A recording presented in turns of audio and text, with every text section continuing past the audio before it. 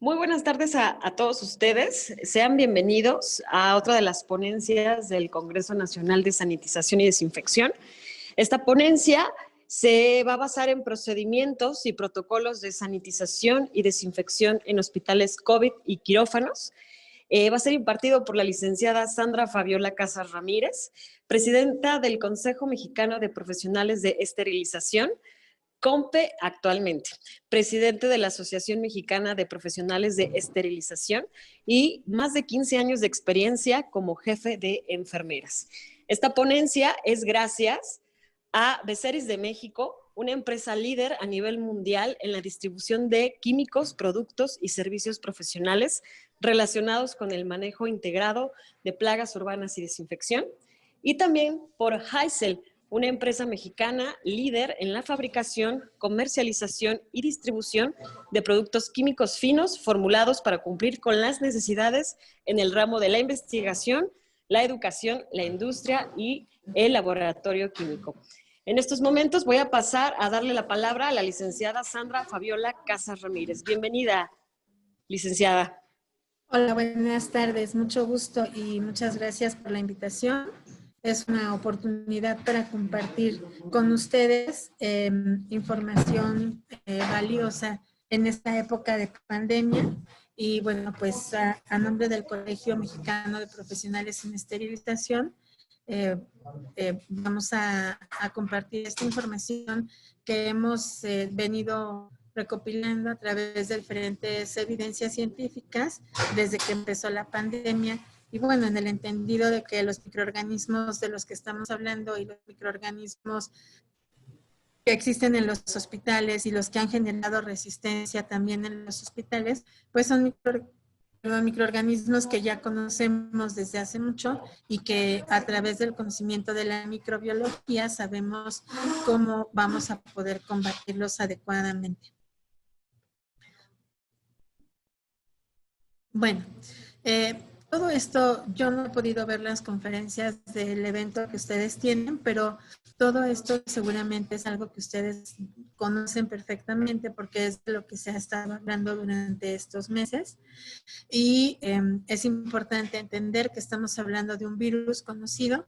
Existe ya este tipo de virus, los coronavirus existen en convivencia con los seres humanos desde hace muchos años y dependiendo de, perdón, olvidé quitar el Facebook, así que en este momento lo hago para no molestar. A través de diferentes momentos en la historia, pues se han presentado y han generado epidemias o pandemias. Y hemos conocido en años anteriores el síndrome respiratorio agudo severo SARS, por eso en esta ocasión se llama SARS-CoV-2, porque el SARS ya existía y es un virus muy similar y en este momento es el que está causando la enfermedad. Y también después del SARS existió el MERS y ambos son generados por coronavirus como muchas otras infecciones como el VIH o como la hepatitis. Los coronavirus reciben su nombre por la estructura que tienen en donde parecen las espículas que tienen, parecen coronas y es precisamente a través de esas espículas que se adhieren a algunas de las proteínas de las células del pulmón y por eso es la única vía de entrada al organismo hasta el día de hoy. Lo que no significa que no se puedan encontrar en diferentes órganos y sistemas. Lo único que significa es que la vía de entrada es y seguirá siendo, hasta que no se demuestre lo contrario, el pulmón.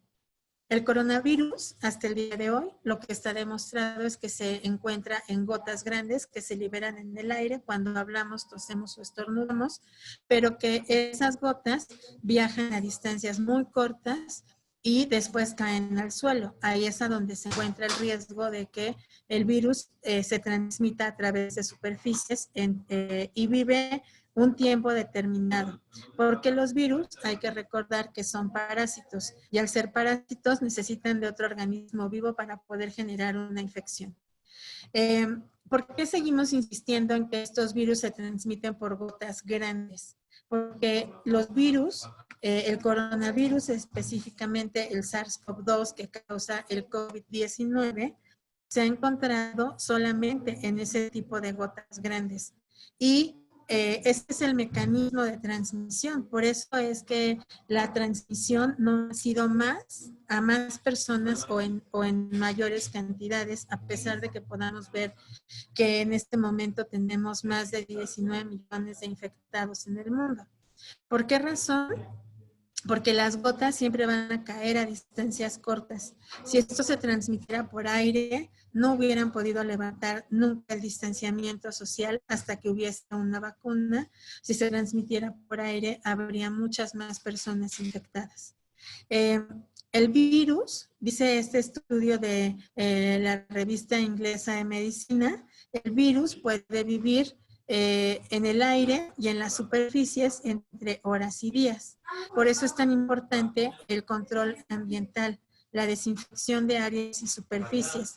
No nada más el uso de barreras de protección como las mascarillas o los respiradores, sino también el uso de mecanismos que puedan controlar la transmisibilidad que se puede dar a través de un virus que quedó en una superficie y luego lo llevamos a la boca o a los ojos o a las fosas nasales a través de las manos. El estudio demuestra que el virus es viable hasta 72 horas en plástico, 48 en acero inoxidable, 24 horas en cartón y 4 horas en cobre. El cobre porque sabemos que es bacteriostático y virustático, entonces en el cobre el microorganismo no va a durar mucho tiempo. Pero en el caso del cartón, por ejemplo, es una enorme diferencia entre un plástico, el acero y el cartón. Mientras más porosa sea la superficie, menos oportunidad tiene de sobrevivencia el virus. Y en ese sentido, si analizamos el tipo de superficies que puede haber en un hospital, pues generalmente tenemos o polímeros o acero inoxidable. Así que el tiempo de sobrevivencia del virus sobre estas superficies puede ser hasta de 72 horas y por eso es tan importante la desinfección ambiental. El virus se ha detectado en el aire también durante 3 horas que se puede quedar suspendido. Por eso parte del control ambiental implica el recambio de aire para evitar que el aire esté contaminado y que nosotros estemos respirando ese aire. Después de esas horas, el virus se va a ir hacia el suelo y en el suelo es muy difícil que cause una transmisión. Cada vez que yo entro a algún centro comercial o algún lugar público y me hacen pasar sobre las charcas sanitarias, que es el nombre que le pusieron a estos tapetes con algún tipo de desinfectante, pues me niego a pisarlos porque me niego a participar de esta tendencia en donde no hay un riesgo de transmisibilidad del virus a través del piso. ¿Por qué razón? Porque si bien es cierto que en el piso el virus puede durar también hasta 72 horas en el asfalto, lo que no es real es que nosotros estemos en el piso. Si estuviéramos trabajando en una guardería, lo que se justificaría es no entrar con los zapatos a ese lugar o hacer una desinfección mucho más frecuente y evitar que los niños estuvieran en el piso. Pero si estamos en un hospital o en un centro comercial, pues ¿qué tiene que ver el piso con la transmisión del virus? Si algo se cae al piso, no lo debería de levantar y utilizarlo a menos de que lo haya lavado y desinfectado. Entonces, realmente el piso no tiene una relación directa con la transmisión del virus hacia las personas. Los aerosoles que se pueden generar y que se han analizado en diferentes estudios, incluso en la Organización Mundial de la Salud emitió un comunicado donde dijo que aceptaba que el virus en laboratorios se había demostrado que se podía quedar suspendido en aerosoles. Pero el problema de hacer estos experimentos en laboratorios es que ese virus o esas gotas que se generan en los laboratorios son mucho más pequeñas que las que nosotros podemos emitir cuando generamos un aerosol a través de un estornudo. Por lo tanto, lo más seguro es que esas gotas sigan cayendo en un lapso de 3 horas y no estén quedándose suspendidas en el medio ambiente. Entonces, Además, tenemos antecedentes muy antiguos, porque desde 1933, a partir de estudios que se hicieron por William Wells en la Universidad de Harvard, se determinan diferentes cosas. Por ejemplo, descubre que los microorganismos se quedan atrapados en pequeñas gotas de líquido moco cuando estornudamos o en la saliva cuando tosemos. Y estos patógenos permanecen vivos y pueden moverse a través del aire adentro de estas gotas o estos pequeños núcleos de Wells, que es el nombre que se les dan. Y entonces, desde esos años, desde 1933, hay antecedentes en donde el CDC, el Centro de Control de Enfermedades en Atlanta, define que los microorganismos tienen tres mecanismos de transmisión: contacto, aire y gotas. En este caso, en cada uno de los casos específicos de cada microorganismo, el mecanismo de transmisión va a depender de en dónde está el microorganismo, cómo se transmite y el tamaño del microorganismo. Y entonces, las gotas que son grandes siempre van a caer al suelo y las gotas que son pequeñas se pueden quedar suspendidas y flotando en el aire durante un tiempo específico. Cuando pensamos en las partículas, en los núcleos de Wells, en la transmisión por aire de este tipo de microorganismos, pues una partícula es un término general que utilizamos para definir una mezcla de gotas sólidas y líquidas que se quedan suspendidas en el aire.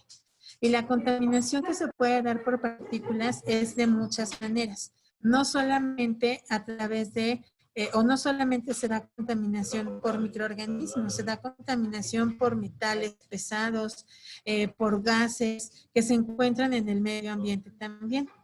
La contaminación por partículas puede venir en muchos tamaños y formas y puede estar compuesto por diferentes elementos, por ejemplo, ácidos sulfúricos o compuestos inorgánicos o productos químicos procedentes de la combustión de metales, tierra o polvo. Y entonces todo eso es algo que permanentemente nosotros podemos estar respirando. Esta imagen es de un cabello humano y este cabello humano tiene una medida de 50 a 70 micras de diámetro. Y cuando nosotros pensamos en microorganismos, pues son microorganismos que tienen una medida mucho más inferior que esta, mucho más inferior que el polen o mucho más inferior que las partículas por combustión. Así que esas son partículas microscópicas que van a estar adheridas a este tipo de otros componentes que están en el aire y que generan contaminación. En general, dependiendo del diámetro y del peso, las partículas se pueden definir en partículas gruesas que tienen diámetros de 2.5 micras y menores o iguales a 10 micras, o en partículas gruesas grandes que miden más de 10 micras, o en partículas finas que tienen diámetros muy pequeños e incluso ultra finas que son inferiores a 0.1 micras. En el caso de este virus son partículas finas. Mientras más fina la partícula, más facilidad va a tener de penetrar en las vías respiratorias o en el organismo del paciente a través de las vías de entrada más comunes, que son la boca, la vía respiratoria o la mucosa ocular. En este estudio, que es un estudio que se hizo en el Ministerio de Salud de Inglaterra, pues se demuestra cómo, dependiendo del tamaño de las partículas, es el tiempo que van a quedar suspendidas en el aire. Mientras más pequeñas sean esas partículas, más tiempo quedan en suspensión y menos riesgo tenemos de que esas partículas penetren en el organismo. Y aquí tenemos nuevamente más ejemplos. Cuando nosotros hablamos del virus, estamos hablando de un virus que mide 2 micras, por lo tanto, es un virus que se transmite a través de gotas. Este mecanismo de transmisión de gotas después se puede convertir en un mecanismo de transmisión por contacto cuando cae sobre una superficie. Yo toco la superficie en un tiempo de sobrevivencia del virus y luego me llevo el virus en las manos. Y cuando generamos aerosoles, y solo cuando generamos aerosoles a través del estornudo, o de ciertos procedimientos que se hacen en los hospitales, es que podemos estar generando esos aerosoles.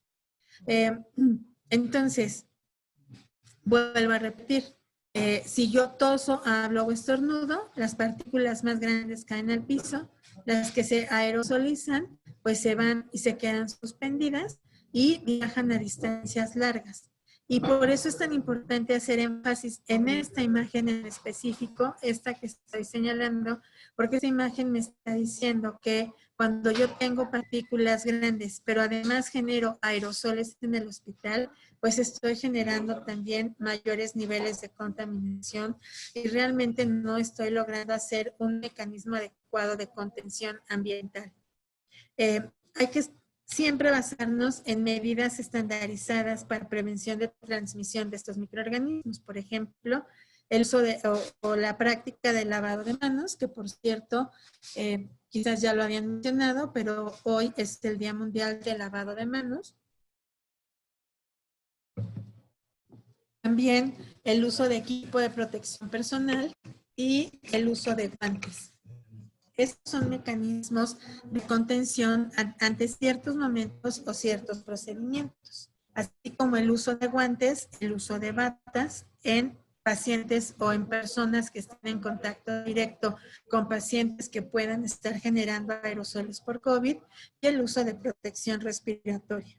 Entonces, a través de el CDC, de las guías del CDC, podemos hablar de la importancia de diferentes medidas de contención o de prevención, como la higiene de manos, o también el uso adecuado de equipo de protección personal, en qué momento debemos usar los guantes, los overoles que no son recomendados en todos los casos y nunca ha tenido la recomendación de usarse en caso de pacientes COVID, y por supuesto la protección de boca, nariz y ojos. Entonces, estas recomendaciones de uso de equipo de protección personal, así como muchas recomendaciones de control ambiental, tienen que ver con esto que se ha definido desde hace muchos años como precauciones basadas en la transmisión. Y nos referimos a los 3 tipos de contacto de los que ya les hablé. Contacto directo o indirecto, ya sea que yo haya tenido el contacto directo con el virus o que sea por contacto directo a través de una superficie. Cuando yo estoy en contacto con una persona que tiene el virus y tose, habla o estornuda, entonces se convierte en transmisión por gotas, o cuando hacemos procedimientos generadores de aerosoles y las partículas se pueden mantener suspendidas en el aire.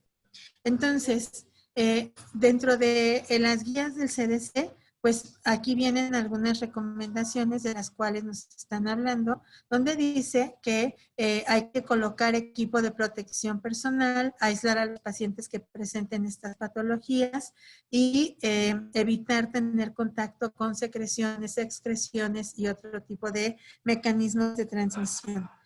Algo muy importante es que en los hospitales, como parte de los mecanismos de contención ambiental, se establezcan rutas adecuadas para evitar que los pacientes infectados estén en contacto con los pacientes no infectados, y esto es algo que en la mayoría de los hospitales en México ya se tiene bien definido porque se han hecho las rutas para pacientes COVID y sabemos que en esas rutas o en esas áreas a donde se ha definido que vamos a atender a estos pacientes, no debe de haber pacientes de otro tipo de patologías.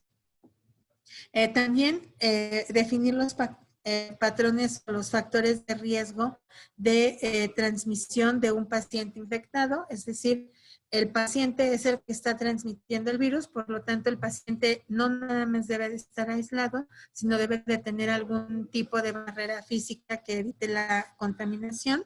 También debemos de considerar los factores de riesgo adversos resultantes de la transmisión o del contacto en áreas que están cerradas y en donde puede haber corrientes de aire que hagan que el virus se mantenga.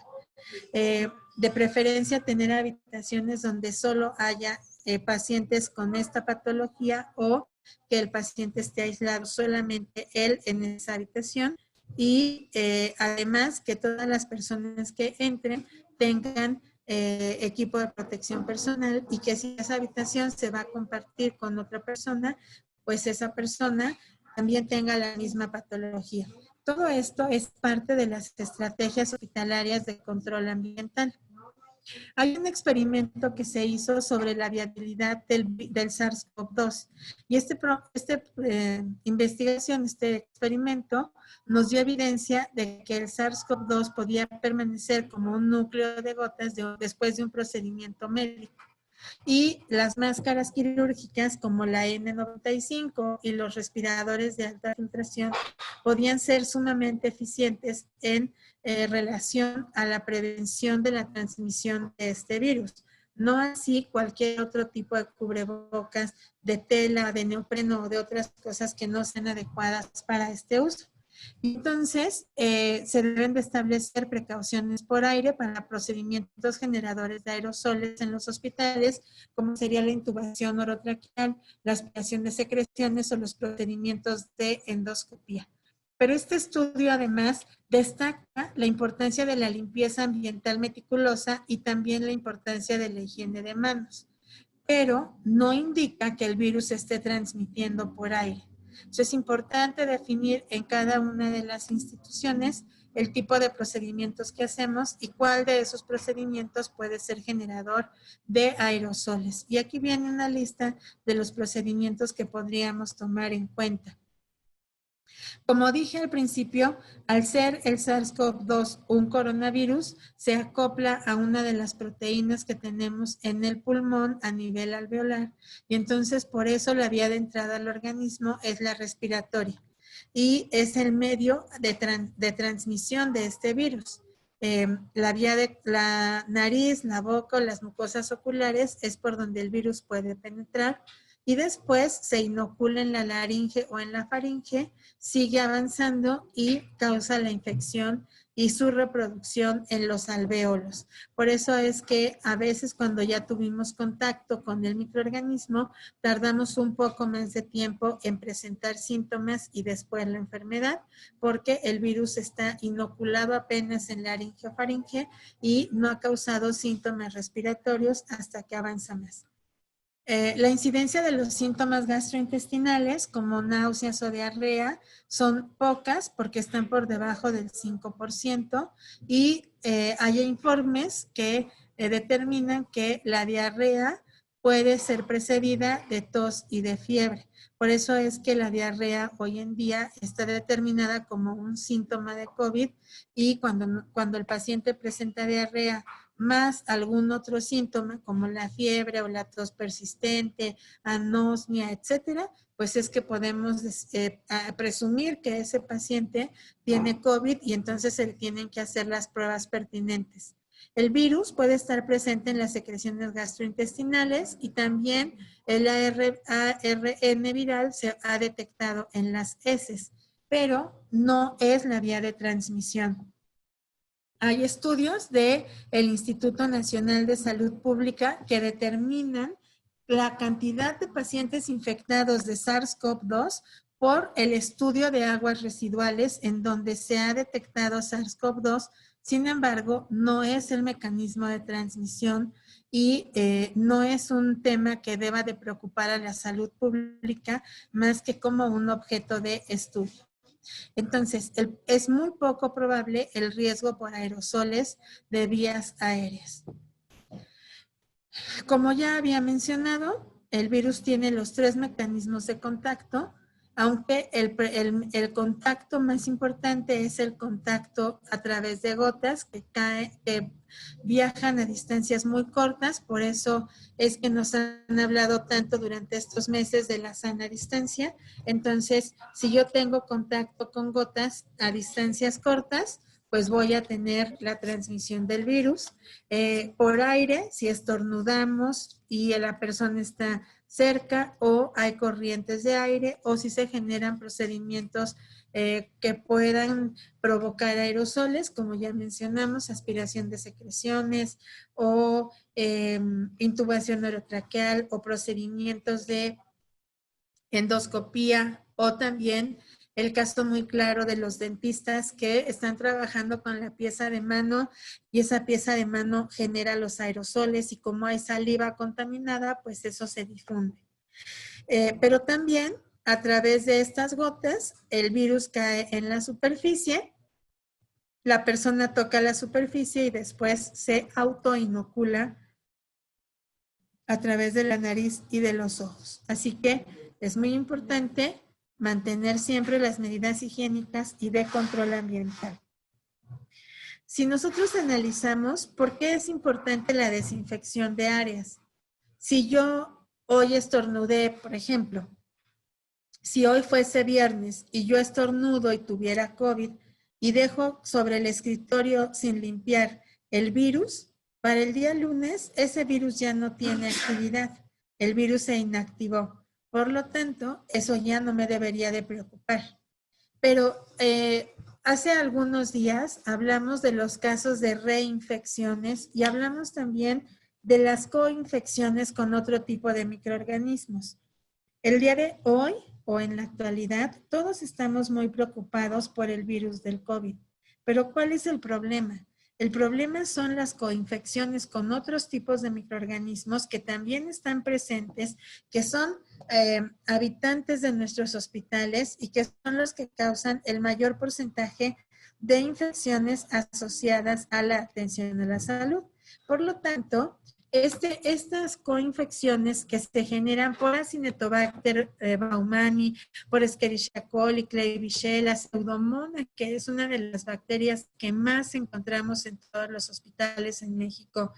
Cualquiera de estos microorganismos, observen las tasas de sobrevivencia que pueden ser de 3 días a 5 meses, por ejemplo, en el caso de Acinetobacter, o de 6 horas hasta 16 veces en el caso de, en el caso de,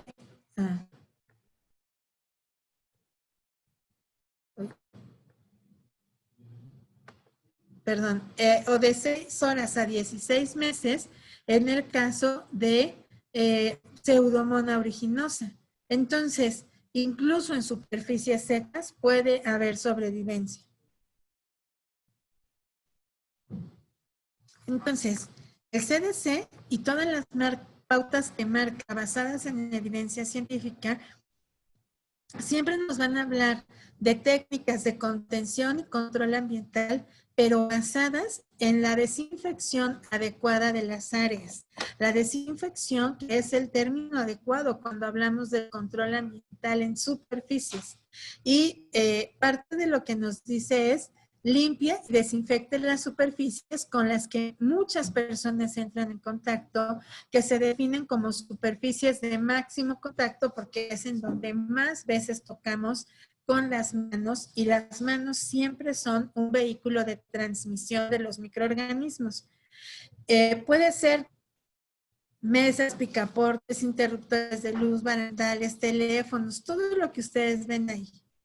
La otra recomendación ad hoc con el día en el que estamos es lávese las manos a menudo con agua y jabón durante al menos 20 segundos inmediatamente cuando regrese de un lugar público o cuando esté en un ambiente hospitalario. Y coloque una distancia de por lo menos 1,5 metros entre usted y las otras personas. Hay que reducir el riesgo de transmisión en las instalaciones. Entonces, pues hace muchos meses se dijo para los hospitales que había que cancelar procedimientos que no fueran específicamente de urgencias, desde una consulta hasta un procedimiento quirúrgico, y más si son procedimientos en donde intervienen secreciones con alto riesgo de transmisibilidad.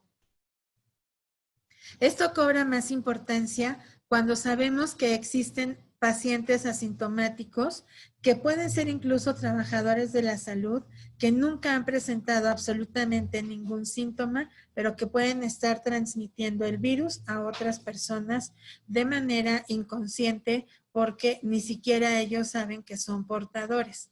Y entonces, por eso es importante el uso de las mascarillas en todos los casos. Evaluar a las personas que van a estar en contacto en la institución, tanto trabajadores como visitantes, como familiares, como cualquier otra persona, para saber que no tiene datos de COVID y aislar a las personas que sí presenten estos datos. Establecer áreas de triage separadas y bien ventiladas. Sabemos que todas las áreas en las que hoy pasamos para entrar a un lugar, ya sea un hospital, una escuela, un centro comercial, en donde sea, pues esas áreas de triage siempre van a estar evaluando la temperatura, van a hacer un interrogatorio para ver si la persona ha viajado, ha tenido fiebre, dificultad para respirar, etcétera. Pero lo que no he visto en los triage hasta el día de hoy son áreas bien ventiladas para que si hubo un paciente con una infección, a través de las corrientes de aire pueda sacar ese virus y eliminarlo en el medio ambiente. Entonces es importante colocar a los pacientes con COVID-19, ya sea sospechosos o confirmados, en habitaciones que tengan puertas cerradas y baños privados, si es que eso es posible, y reservar las áreas de aislamiento para pacientes generadores de aerosoles con patógenos transmitidos por vía aérea. ¿Qué patógenos se transmiten por vía aérea? Indudablemente, porque ese es el mecanismo de transmisión, la tuberculosis, el sarampión y la varicela. No es el caso del COVID, así que en el caso del COVID toma mucho mayor fuerza e importancia el uso adecuado del equipo de protección personal, pero también el uso adecuado de desinfección. ¿Qué significa uso adecuado de desinfección? Técnicas correctas, desinfectantes correctos, personal capacitado. Hay que enfatizar en la higiene de las manos y en el uso de las barreras para evitar que los pacientes que tienen COVID puedan generar mayor nivel de contaminación y limitar el número de personas que están proporcionando atención y priorizar que el tratamiento sea para personas infectadas. Algo muy importante que nos dice el CDC es no realice fumigación de desinfectantes con fines de rutina en áreas de atención a pacientes. ¿Por qué razón? Porque las áreas generadoras de aerosoles siempre van a proporcionar un riesgo mayor. Dásela a él, por favor. Siempre van a tener un riesgo mayor. Así que cuando hablamos de aerosoles, estamos hablando de gotas grandes y de humedad. Lo único que podríamos estar realizando serían aspersiones con nieblas secas para evitar mayores concentraciones de humedad y mayor cantidad de gotas y mayor dispersión del virus a través de corrientes de aire.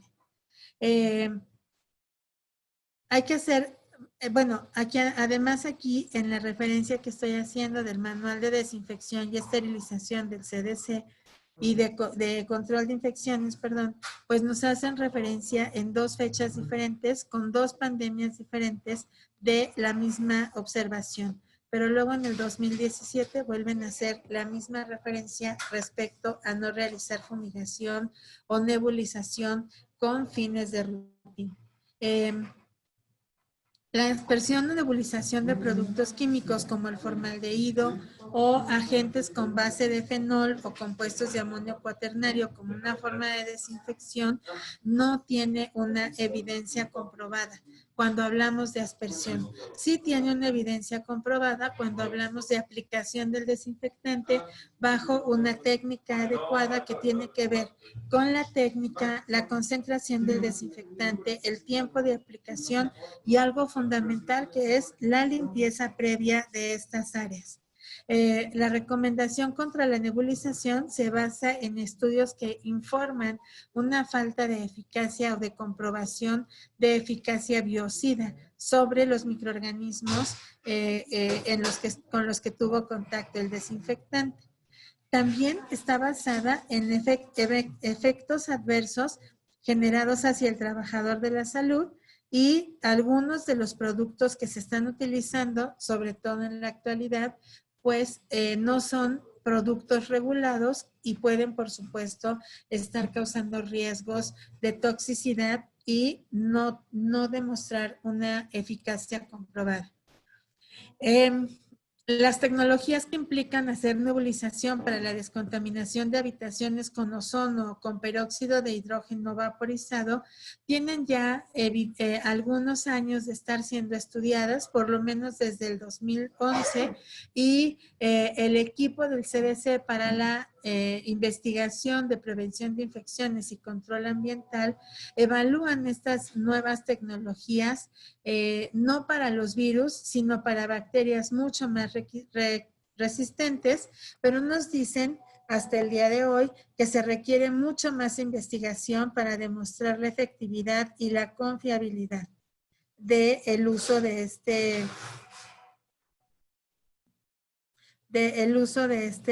estos métodos. No sé qué está pasando, pero espero que se vea. Y también hay efectos adversos sobre trabajadores de la salud, bueno, ya lo había mencionado, y productos que no están registrados. También hay uso de tecnologías como luz ultravioleta, que no ha demostrado tampoco una eficacia comprobada. Entonces, ¿qué estrategias establece la Organización Mundial de la Salud como estrategias ambientales con eficacia comprobada? Primero, pulverizar alcohol o cloro en todo el cuerpo no es un método para matar a los virus ni generar un control sobre la transmisión de este virus. La pulverización de estas sustancias puede ser dañina para la ropa o las mucosas y hay que tener en cuenta que el alcohol y el cloro son útiles para desinfectar superficies, pero siempre basados en las recomendaciones apropiadas. Por ejemplo, la concentración, el tiempo de contacto, el porcentaje de alcohol o de alcohol con otras combinaciones como peróxido de hidrógeno.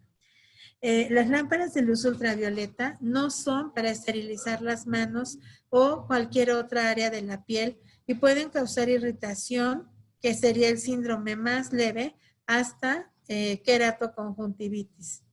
Entonces, en un ambiente en donde tenemos tantos y diferentes equipos, diferentes tecnologías y diferentes espacios físicos, tenemos que analizar qué es lo más conveniente. ¿Cuáles son las estrategias que el CDC desde el 2017 mantiene como estrategias apropiadas para el control ambiental? Una de ellas muy importante es la filtración del aire. Ese es el método más eficaz para poder limpiar el aire y liberarlo del virus, y no solo del virus, sino también de muchos otros microorganismos. Este aire, también las máscaras como respiradores N95 nos van a ayudar a filtrar el aire porque van a evitar el paso de partículas menores a 0.3 micras. Por lo tanto, partículas como el virus que mide 2 micras nunca entraría a través de estos respiradores.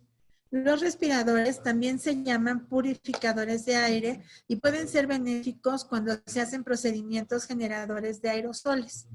Y los filtros de aire, los filtros de aire de partículas de alta eficiencia deben de tener por lo menos la evidencia científica de que filtran el 99.97% de partículas mayores o iguales a 0.3 micras de diámetro. Si nosotros tuviéramos partículas mucho más pequeñas o en mayores cantidades, tendríamos que utilizar filtros ULPA.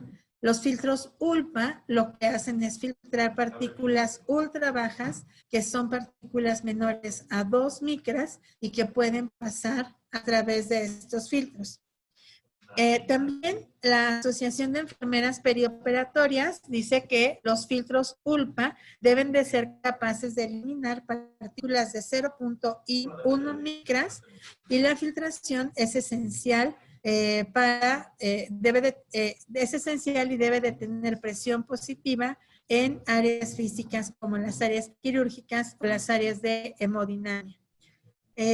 La mejor práctica para limitar la transmisión infecciosa durante procedimientos abiertos es, antes que nada, contar con el equipo de protección personal adecuado, pero también contar con procesos y con sistemas que puedan hacer que tengamos ambientes controlados y seguros. Cuando nosotros tenemos un paciente infectado, en el medio ambiente siempre vamos a tener la presencia de los virus. Cuando tenemos un sistema de filtración, quiere decir que el aire sale, limpia las partículas pequeñas y luego es nuevamente absorbido para volver a limpiarlo y volver a quitar partículas y que lo que salga de partículas sea muchísimo menor.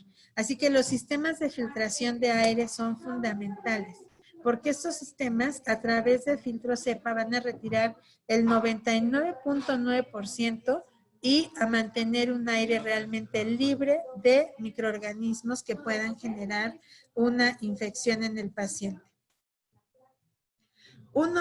Aquí hay algún otro reporte de una investigación en donde una persona de 75 años que fue diagnosticado por con COVID en el barco Diamond Princess en febrero del 2020, estuvo en dos habitaciones diferentes. En una estuvo 2 días y cuando fue diagnosticado lo cambiaron a otra habitación por 19 días. Podríamos decir que esa habitación quedó sumamente contaminada, pero cuando se hizo un cultivo se determinó que el paciente que la habitación del paciente estaba contaminada en áreas de máximo contacto con este virus en diferentes cantidades. Una vez que se hizo la desinfección con peróxido de hidrógeno potenciado, todos los cultivos que salieron después de la desinfección salieron negativos. ¿Por qué razón? Pues simplemente porque la desinfección es el mecanismo adecuado y suficiente para controlar el medio ambiente. Por eso volvemos a repetir, hay que hacer limpieza y desinfección de las áreas de máximo contacto y hacer esto en repetidas ocasiones para evitar que haya contaminación sobre las superficies que tocamos y que después a través de las manos nos llevemos ese virus a otras áreas. Mientras más cerca estén del paciente estas superficies, más riesgo tendrán de generar una infección y mientras más veces se tocan, pues más veces se llevan los microorganismos a otras superficies, a otros pacientes o hacia el propio organismo. Todas las superficies, dice el CDC, deben de ser lavadas y desinfectadas de acuerdo a procesos estandarizados. ¿Qué implica esto? El detergente adecuado, el desinfectante adecuado y el tiempo adecuado del proceso completo. ¿Por qué necesitamos un desinfectante de nivel intermedio? Porque estamos hablando de un virus mediano o lipídico y un desinfectante de nivel intermedio como el hipoclorito de sodio mata a todos estos microorganismos y genera un proceso seguro. Entonces, de acuerdo a esta clasificación de Maryland, mientras nosotros usemos desinfectantes de nivel intermedio, estaremos eliminando no solo virus grandes, sino virus pequeños, también hongos y bacterias vegetativas. Lo que no estaríamos eliminando serían micobacterias o parásitos en forma de quiste y, por supuesto, esporas. Uno de los desinfectantes más eficaces es el compuesto clorado. Los compuestos clorados son eficaces porque a pesar de que generen o que causen oxidación en las superficies, son uno de los desinfectantes más usados por muchas décadas y son uno de los desinfectantes que menos resistencia han presentado los microorganismos a su uso. Y además tiene grandes ventajas desde el costo hasta su acción sobre los microorganismos y sus bajos niveles de toxicidad. Por supuesto, estos Desinfectantes también tienen desventajas, como por ejemplo producir irritación ocular o quemaduras si es que se ingiere o tiene contacto con las mucosas, y también es corrosivo para los metales y puede generar daño en las telas si es que se usa en telas. Pero finalmente lo que estamos buscando, que es la muerte de los microorganismos, se puede hacer si se tiene un uso adecuado. Los compuestos clorados lo que van a liberar es una sustancia que se llama ácido hipocloroso. Y cualquiera de los compuestos que tengamos, ya sea hipoclorito de sodio o dicloro isocianurato de sodio o aguas de superoxidación, todos estos lo que liberan es ácido hipocloroso y lo que van a hacer es ser desinfectantes de nivel intermedio para matar virus, bacterias y hongos, que son lo que más podemos encontrar sobre el medio ambiente. ¿De qué depende que estos desinfectantes funcionen correctamente? De diferentes circunstancias. Una de ellas es la concentración del desinfectante sobre la superficie. El porcentaje de desinfectante que pueda quedarse o que podamos estar utilizando. Katia, dile a Ray que no se vaya. La concentración del desinfectante sobre las áreas y el uso que le vamos a dar a este desinfectante. Entonces, los usos pueden ser múltiples y variados. No en todo podemos aplicar cloro, pero en las áreas físicas de máximo contacto y en las superficies como pisos, paredes o áreas de trabajo, por supuesto que sí. El cloro puede usarse para desinfectar desde termómetros, frascos de antisépticos, cápsulas de estetoscopio, superficies de trabajo, hasta derrames de sangre en donde tenemos que inactivar la sangre y hacer un mecanismo de contención antes de levantar ese fluido y desecharlo. Así que es importante entender que el desinfectante que estemos utilizando debe de ser adecuado y es uno de los elementos más importantes, pero es fundamental que el desinfectante sea el correcto en las concentraciones correctas y con el uso correcto. Por ejemplo, no se debe de combinar no se debe de combinar con detergentes, no se debe de combinar con otros desinfectantes y no se debe de diluir en agua caliente, porque cualquiera de estos elementos va a generar inactivación o va a convertir al cloro en otra sustancia que entonces sí puede ser tóxica. También es importante el tiempo de aplicación dependiendo de la concentración y de la superficie. Y por último, también es importante entender que siempre los desinfectantes se deben de colocar sobre superficies limpias. Cuando el desinfectante se coloca sobre una superficie contaminada, esa superficie o esa contaminación, esa suciedad va a inactivar al desinfectante y entonces no vamos a lograr la desinfección que estamos buscando. Entonces, como les decía, no debe de haber presencia de suciedad, no debe de mezclarse con otras sustancias, ni el cloro ni ningún otro desinfectante debe de estar expuesto a la luz o almacenarse en botellas transparentes ni con agua caliente. Las recomendaciones más importantes es que los desinfectantes se preparen diariamente de acuerdo a cómo se van a utilizar. Y algo fundamental es que si la solución se diluye, hay que almacenarla máximo 30 días y hay que estar midiendo frecuentemente la concentración mínima efectiva, porque el 50% de la efectividad se va a disminuir después de 30 días. El cloro no debe de aspersarse. De hecho, ningún desinfectante debe de aspersarse porque generaríamos aerosoles y no debe de almacenarse en envases de productos diferentes. Dentro de las mismas estrategias ambientales, hay que usar equipo de protección personal. Esto es lo más importante dentro de este top 5 de las recomendaciones para la prevención de transmisión de enfermedades en instituciones hospitalarias, pues está esto. Utilice el equipo de protección personal adecuado de acuerdo al procedimiento y a la técnica que se va a realizar. Licenciada, les quedan 10 minutitos. Ok, cuando tenemos materiales que han sido expuestos a este virus, lo más importante es lavar esos materiales y nunca de ninguna manera deberíamos de utilizarlo para instrumentos o laringoscopios, por ejemplo, porque eso se puede oxidar. Así que cada cosa tiene su uso y no todo se puede usar para todo. Aquí vamos para poder desinfectar este tipo de materiales, vamos a usar soluciones cloradas, pero no para los instrumentos. Esto es muy importante.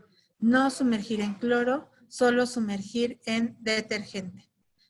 Si nosotros queremos hacer un mecanismo de contención adecuado, pues lo más adecuado sería colocar o transportar en bolsas de color rojo los materiales contaminados para que sean procesados en el área adecuada y no generar aerosoles sumergiendo estos materiales adentro del detergente para que tengan contacto con él y después eliminar los mecanismos los recipientes o los elementos con los cuales los transportamos o los contuvimos. Y básicamente estas son las recomendaciones más importantes. Aquí tienen todas las referencias bibliográficas que nos dan evidencia científica de cómo tenemos que hacer las cosas. Y no sé la conclusión que cada uno de ustedes tengan, pero en mi conclusión, hacer esta contención y este control ambiental es mucho más sencillo de lo que suponemos, porque únicamente depende de que conozcamos el proceso que estamos haciendo, utilicemos el desinfectante adecuado y tengamos las técnicas adecuadas de control ambiental, que tienen que ver con la calidad del aire, la limpieza y la desinfección frecuente, el lavado de manos adecuado y el uso de equipo de protección personal. No sé si tengan alguna pregunta o algún comentario para la cual estoy a sus órdenes. Chicos, buenas tardes. Si hay alguien con una pregunta, alzar la mano y le cedemos la palabra.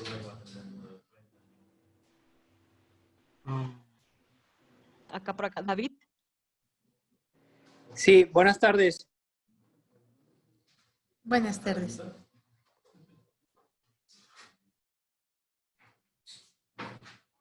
Adelante, David. Su micrófono está apagado. Ah, perdón, ahí me escuchas, ¿verdad? Sí. Gracias. Oye, nada más para ver si entendí correctamente. Para desinfección de ambientes, la nebulización no es la adecuada, ¿verdad? Por ser gotas, incluso aunque sea ULB, de micras, partículas de entre 10 y 50 micras, no es la adecuada para ambiente. Así es.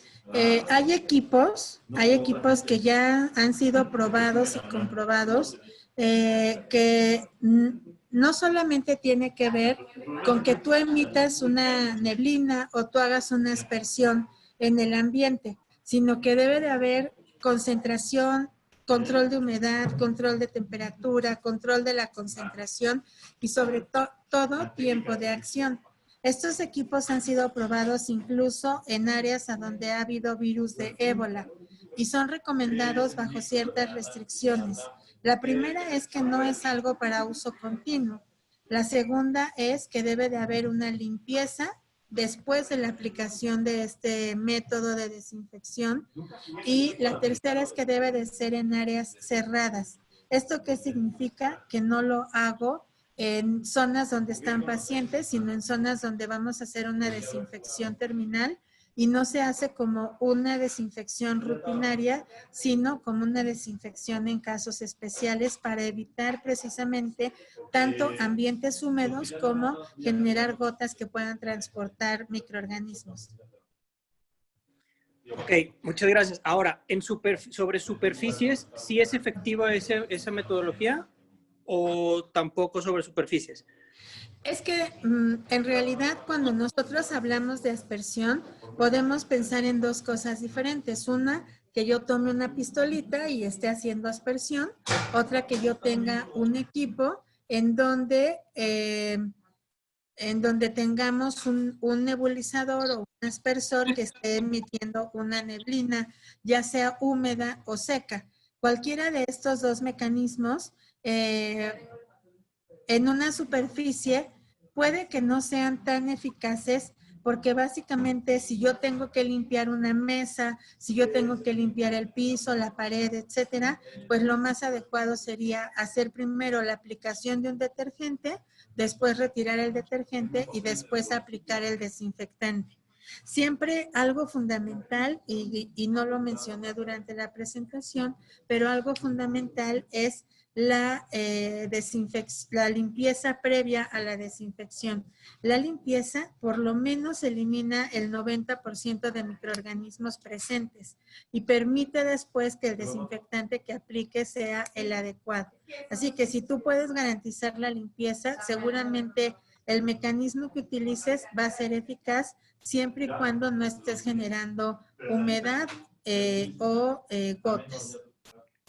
Ok, sí, de hecho, bueno, estoy asumiendo que la limpieza, o sea, estoy dando por sentado que la limpieza previa está hecha en todo momento, o sea, suponiendo eso, porque de una nebulización ULB a una aspersión hay una diferencia en el tamaño de la gota muy grande.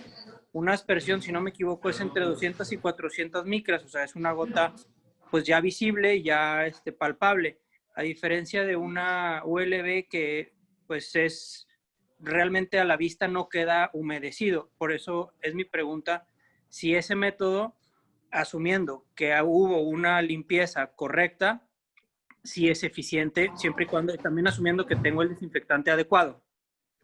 Claro. Sí, o sea, la evidencia nos va a decir que sí, Katy.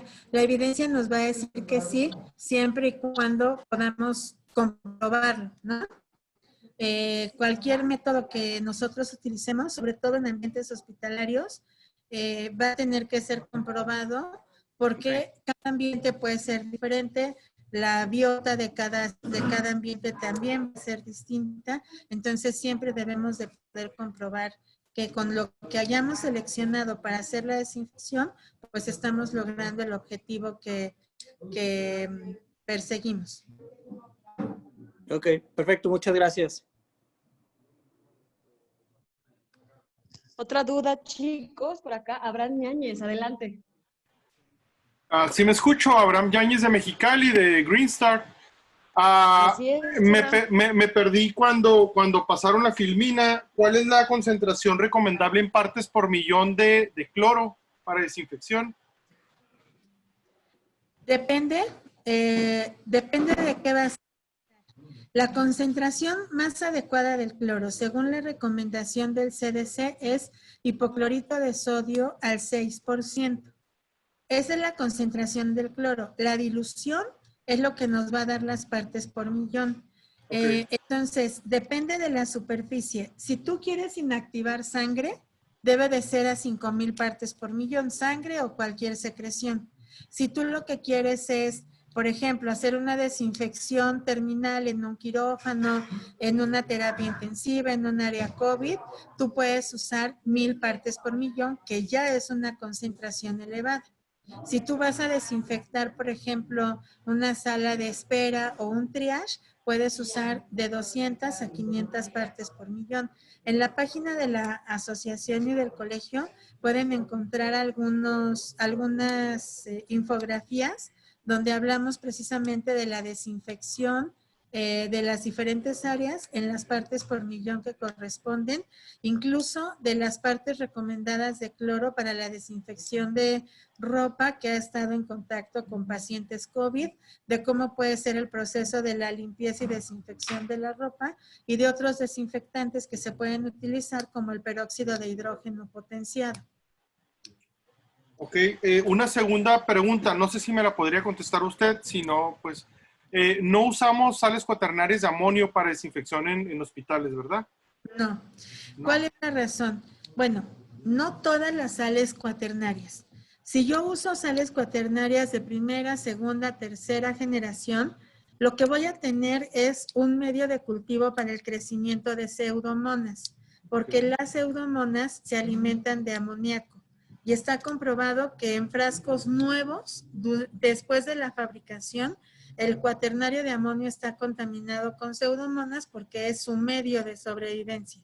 Los cuaternarios de amonio de cuarta y quinta generación ya está demostrado que se pueden utilizar para desinfección ambiental porque no tienen ese riesgo, porque los componentes que tienen ya evitan el crecimiento de pseudomonas y logran afectar su pared celular.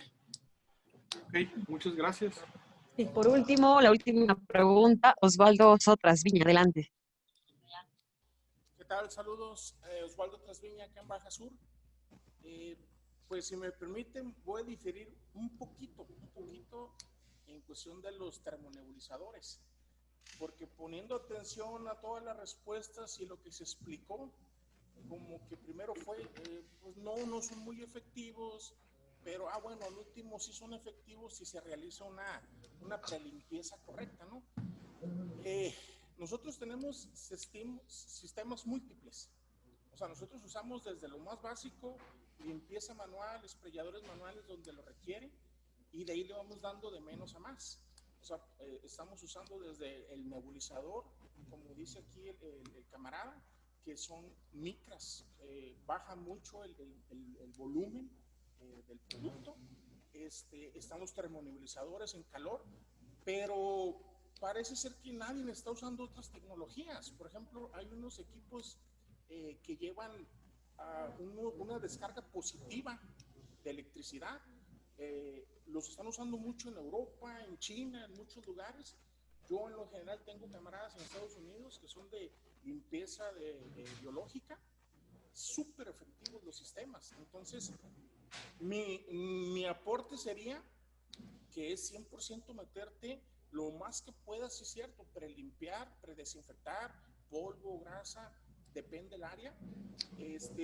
Los nebulizadores, tú también tienes que checar tu producto, porque no todos son productos para ser nebulizados o termonebulizados.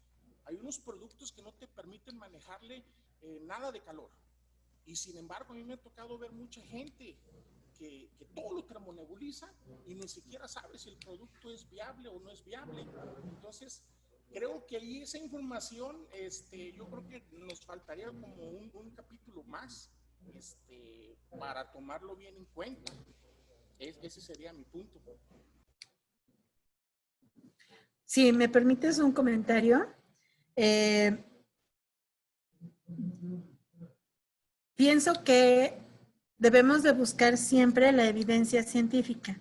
Cada una de las informaciones que yo les presenté viene con una referencia o más de una referencia bibliográfica de evidencia que existe del uso de cada una de las tecnologías, y por alguna razón el CDC sigue diciendo en sus últimas publicaciones que no existe suficiente evidencia para demostrar que todas estas tecnologías que están surgiendo puedan funcionar. Ni meter luz ultravioleta a un cuarto, ni ozonificar. O sea, nada de eso tiene un 100% de eficacia comprobada. Lo que dije también es que cada uno de nosotros es responsable. No existe, y dudo mucho que vaya a existir, un manual, por ejemplo, de la Organización Mundial de la Salud, donde nos digan cómo lavar y desinfectar superficies para prevenir infecciones. Y no existe porque hay muchas particularidades en cada lugar. Así que mi sugerencia siempre es, primero, nunca perder de vista el uso de la condición de la limpieza para que cualquier tipo de desinfectante funcione.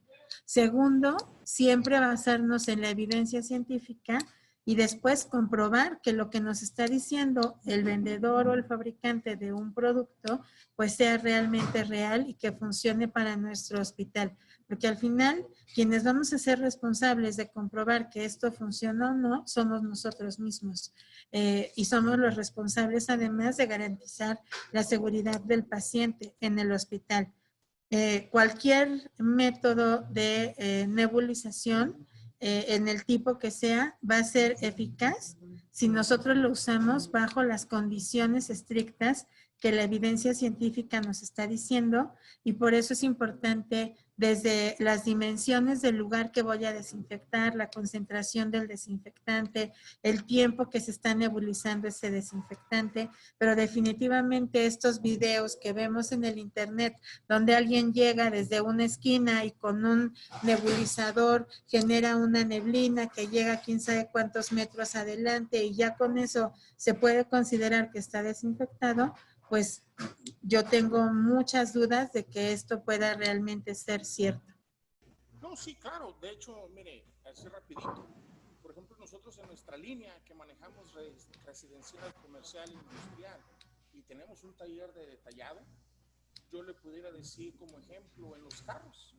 Usted mira un video casi de la marca que quiera, la compañía que quiera, y nadie le va a explicar, oye, pues mira, antes de que sanitices, pues chéquete si tiene polvo el tablero, las puertas, la consola, si el carro fue preaspirado. Yo en lo personal le digo a mis clientes, es que tiene que estar todo eso prelimpiado, predesinfectado, aspirado, todo bien. ¿Para qué? Para que lo que tú utilices al final tenga mejores resultados. Y lo otro que puedo agregar, no, pues nosotros, digamos, también hacemos nuestra tarea. O sea, por ejemplo, los ejemplos que yo le puedo decir de termonebulización y equipos de electroestática, ya vienen con estudios exactamente europeos de compañías que están en la industria y que realmente cuidan. Entonces, yo no digo que su información sea mala, no, al contrario, es buenísima. Pero lo que sí es que realmente, lo que usted dijo, esa es la base. La prelimpieza inicial es mucho, muy importante y no nomás dejarse basar a que alguien llegó con un equipo y aplicó el producto y ya hizo magia. Eso estoy de acuerdo totalmente.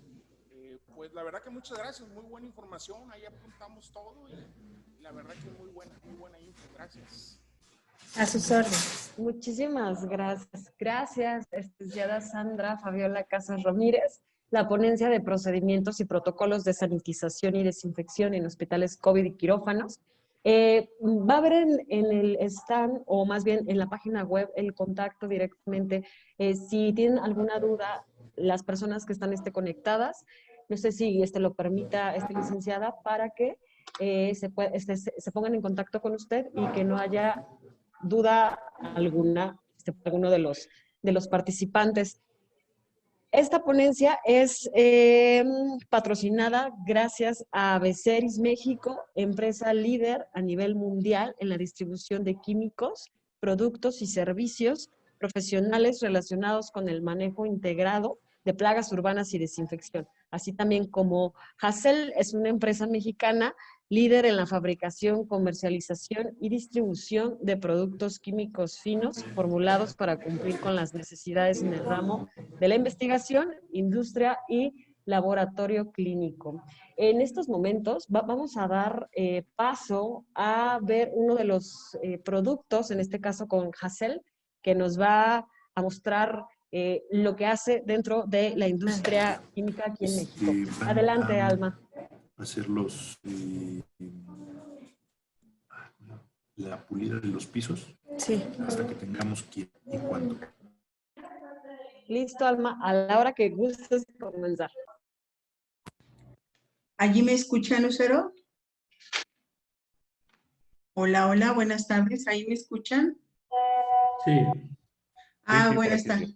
Ok, a lo mejor no hay imagen porque creo que ahorita vamos a trabajar así, no importa. Si ven bien la imagen, les voy a platicar rápidamente. Hassel somos una empresa mexicana 100%. Ya tenemos en el mercado mexicano, pues ya casi 53 años vamos a cumplir en este diciembre. Probablemente muchos de ustedes nos conozcan porque anteriormente se llamaba Sigma de México. Entonces, esta empresa cambió de razón social. Somos una empresa dedicada a los químicos. Nosotros no solamente de reactivos químicos, sino de lo que es la preparación de colorantes especiales para diagnóstico. Tenemos también pruebas rápidas. Ahorita se los estoy pasando así rápido porque en realidad, bueno, lo que nos interesa ahorita es otro tema. Tenemos agua para, como reactivo para uso de laboratorio. Tenemos varias aguas: destilada, bidestilada, tridestilada, desionizada o desmineralizada. También tenemos equipos para análisis de aguas, para ver lo que es el cloro, para ver lo que es la acidez, para ver lo que es la dureza. Contamos con una amplia gama de productos para sanitización y para limpieza. Actualmente desinfectantes y sanitizantes, los cuales tienen una acción comprobada virucida, fungicida y antibacterial. Nosotros, bueno, no nos evaluamos solitos. La empresa cuenta con procedimientos de control de calidad internos con un estándar bastante alto, y a nosotros nos valora lo que es la Universidad Autónoma de Guadalajara, que funge como un tercer autorizado. Entonces, para los productos que nosotros ahorita estamos comercializando del área de sanitización y desinfección, tenemos lo que son las marchas analíticas avalados por ellos, y ellos a su vez también están avalados por la EMA. Entonces, bueno, aquí les comento rápidamente. La planta se encuentra en Zapopan, Jalisco, y nosotros estamos con de distribución a lo que es el sur y el centro de la República, en el Estado de México, en la zona de Naucalpan. Con nosotros pueden encontrar varios productos de los que se han mencionado para sanitización, y ya las técnicas de aplicación. Bueno, nosotros hacemos una recomendación, pero como han comentado los expertos que han participado en este foro, realmente ya las técnicas específicas para cada tipo de área o para cada tipo de material, pues cada quien las va estableciendo de acuerdo a sus parámetros o a sus marchas analíticas que a veces tengan establecidas en cada empresa o en cada laboratorio. ¿Ok? Dentro de lo que son nuestros sanitizantes, nosotros tenemos sanitizantes que tienen como principio activo alcohol, que tienen también como principio activo ácido peracético. Tenemos también sanitizantes que están como principio activo el triclosan. Otros también como cloruro de benzalconio, y bueno, en este caso pues son las sales de amonio cuaternarias, también las que nosotros estamos trabajando. Y tenemos algunos otros productos que también son antibacteriales y son utilizados para el área de quirófano. Tenemos un jabón quirúrgico que se utiliza para desinfección previa a los procedimientos quirúrgicos en piel. Y bueno, pues también tenemos en el área de sanitizantes, tenemos productos que están hechos también a base de hidrocloruro de polihexametilbiguanida, lo que es el PHMB, que es un agente microbiano catiónico de acción rápida, de efectividad y un amplio espectro para eliminar bacterias, hongos, levaduras y virus con envoltura. Además, organismos como amibas, aceptación ecológica, es libre de formaldehído y halogenados, no contiene compuestos volátiles y él es rápidamente biodegradable. Entonces, así en forma general, ahorita es lo que nosotros podemos ofrecerles como Haisel.